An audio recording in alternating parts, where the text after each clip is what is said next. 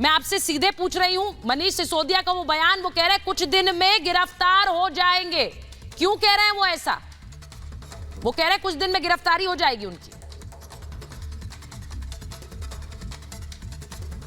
मामला तो सही, और अरविंद केजरीवाल और सिसोदिया दोनों जानते हैं कि वो इस मामले में फंस चुके हैं। और अगर आप कल से देखें तो पूरी आम आदमी पार्टी जो मामला है, जिस मामले का केस दर्ज हुआ है, उसको छोड़ के हर एक बात कर रही है।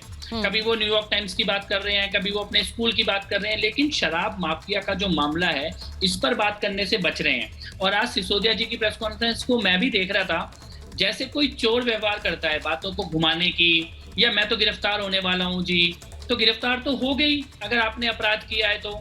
और ये सुनिश्चित है, मैंने 5 साल पहले चित्रा जी एक बात बोली थी कि अरविंद केजरीवाल, सत्येंद्र जैन, मनीष सिसोदिया तीनों भ्रष्टाचार में जेल जाएंगे। 2 विकेट गिर चुके हैं और तीसरा विकेट भी गिरना सुनिश्चित है।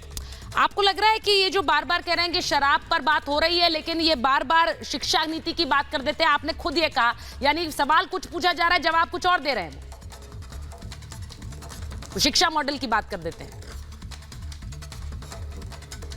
सीधा सवाल मेरा ये है कि आपने जब कोरोना की वेव चल रही थी और मंत्री शराब माफिया के साथ मीटिंग कर रहे थे, उनकी पॉलिसी चेंज कर रहे थे, इनकी प्रायोरिटी क्या थी?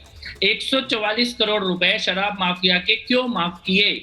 ये मनीष सिसोदिया जवाब नहीं दे रहे, ये केजरीवाल जवाब नहीं दे रहे, ये पूरी आम आदमी पार्टी में कोई जवाब नहीं दे रहा कि ये 144 करोड़ रुपए आपने माफ क्यों किए। दूसरा सवाल ये है कि दिनेश अरोड़ा जो शराब माफिया है, जिसके ऊपर केस दर्ज हैं, उसकी और मनीष सिसोदिया की लेट नाइट मीटिंग की पिक्चर है जो दिनेश अरोड़ा ने खुद डाली है अपने सोशल मीडिया प्रोफाइल पर। तो दिनेश अरोड़ा और मनीष सिसोदिया का रिश्ता क्या है? विजय नायर और अरविंद केजरीवाल का रिश्ता क्या है? ये जो आपने पैसे माफ किए, ये जो आपने ठेके खुलवाए, इनकी जरूरत क्या थी? और बाद में जैसे ही सीबीआई जांच के ऑर्डर हुए, तब आपने ये अपनी पॉलिसी वापस ले ली। अगर ये इतनी ही अच्छी पॉलिसी थी तो वापस क्यों ली सीबीआई जांच का ऑर्डर होते ही? तो चोरी हुई है और चोर पकड़ा गया है। अब ये चोर बहाने बना रहा है, इधर उधर की बातें कर रहा है और सारा देश देख रहा है। मुझे लगता है कि मनीष सिसोदिया का भ्रष्टाचार अब किसी से छुपा हुआ नहीं है।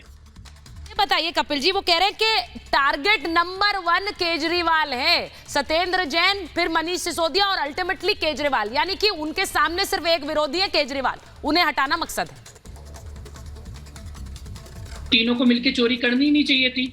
चोरी करोगे तो टारगेट होगे, अगर चोरी नहीं की होती तो टारगेट नहीं होते। सत्येंद्र जैन को अरविंद केजरीवाल ने ईमानदारी का सर्टिफिकेट दिया, मनीष सिसोदिया ने सत्येंद्र जैन को ईमानदारी का सर्टिफिकेट दिया, फिर सत्येंद्र जैन और मनीष सिसोदिया ने मिलकर अरविंद केजरीवाल को ईमानदारी का सर्टिफिकेट दिया।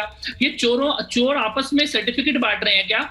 हाई कोर्ट से तो बेल नहीं मिली ना, सत्येंद्र जैन आज तक गिरफ्तार है, मनीष सिसोदिया खुद ही बोल रहे हैं कि मैं गिरफ्तार होने वाला हूं, बेल उनकी भी नहीं होने वाली है, और दोनों मिलकर खुद ये बता रहे हैं कि अगला नंबर केजरीवाल का है। तो मुझे लगता है कि इनको समझ में आ गया है कि इनकी चोरी पकड़ी जा चुकी है। अब ये विक्टिम कार्ड खेलने की कोशिश, फंसने के बाद खुद ही ये बताने की कोशिश कि हमें तो गिरफ्तार कर लिया जाएगा। निश्चित है, चोरी की है तो पकड़े जाओगे और जेल जाओगे, और चोरी नहीं की है तो बाहर रहोगे। अगर तुम खुद ही मान रहे हो कि जेल जाओगे, इसका मतलब तुम्हें ये पता है कि तुम्हारी चोरी पकड़ी गई है। कपिल जी, वो जो बार बार सवाल उठाया जाता है वो शराब नीति को लेकर उठाया जाता है। वो कहते हैं भाई शराब नीति वापस ले ली, वो एक फैसला था, हमने प्रोटोकॉल के हिसाब से हमें जो लगा हमने वो सही किया, अब शराब नीति वापस ले ली, इसे लेकर क्यों सवाल बार बार पूछते हैं?